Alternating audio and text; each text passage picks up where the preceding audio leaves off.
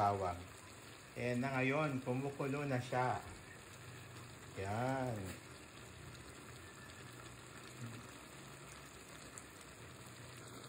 Lalagyan natin ng pampalasa, bay leaf,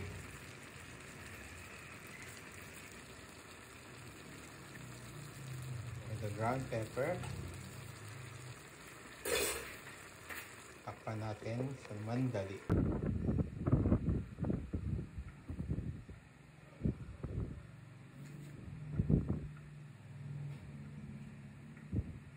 Maglalagay tayo ng salt. Okay. Then, some rosemary.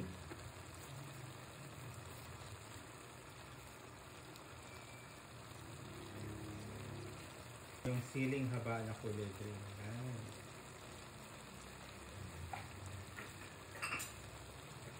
Haluin natin konti. Generous tea.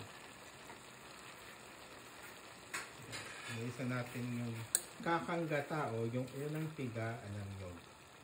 Yan. Wow.